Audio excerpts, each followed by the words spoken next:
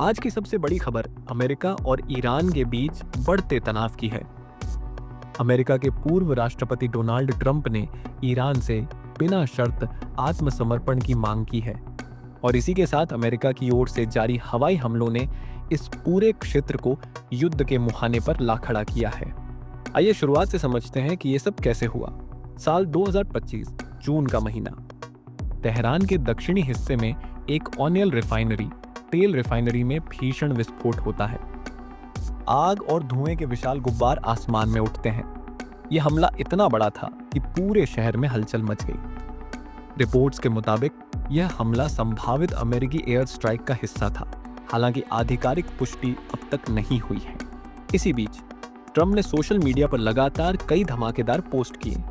उन्होंने कहा कि अमेरिका के पास अब ईरान के ऊपर पूर्ण और पूरी तरह से नियंत्रण है, यानी ईरानी हवाई क्षेत्र पर अमेरिका का कब्जा है। इसके अलावा उन्होंने ईरान के सर्वोच्च नेता आयतुल्ला अली खामनेई को आसान निशाना कहकर खुलेआम धमकी दी।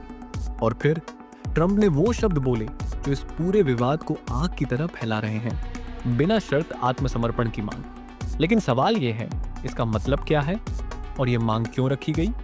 विशेषज्ञ मानते हैं कि ट्रंप की इस मांग का अर्थ है ईरान को अपने न्यूक्लियर परमाणु प्रोग्राम को पूरी तरह खत्म करना होगा, क्षेत्रीय आतंकवादी संगठनों को समर्थन बंद करना होगा और अंतर्राष्ट्रीय शर्तों को बिना किसी विरोध के मानना होगा।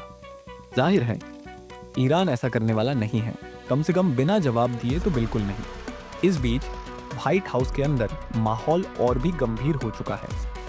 सूत्रों के मुताबिक ट्रंप ने अपने शीर्ष सैन्य और खुफिया अधिकारियों के साथ 80 मिनट की बैठक की है।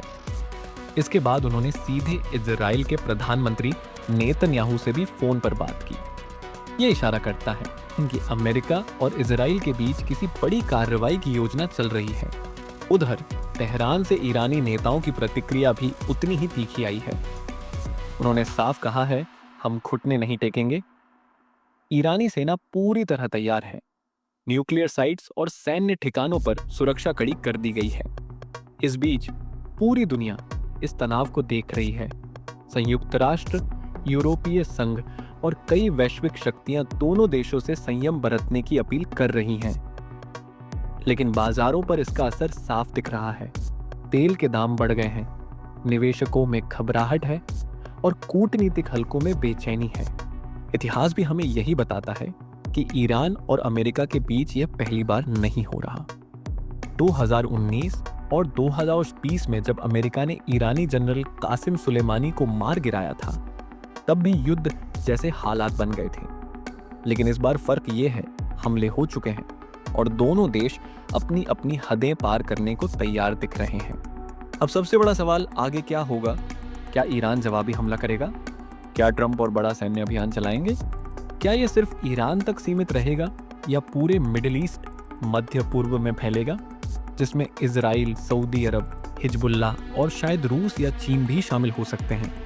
इस समय पूरी दुनिया सांस रोककर देख रही है, क्योंकि एक कदम और ये पूरा विवाद एक आधुनिक युद्ध में तब्दील हो सकता है, जिसकी कोई निश्चित दिशा नहीं होगी।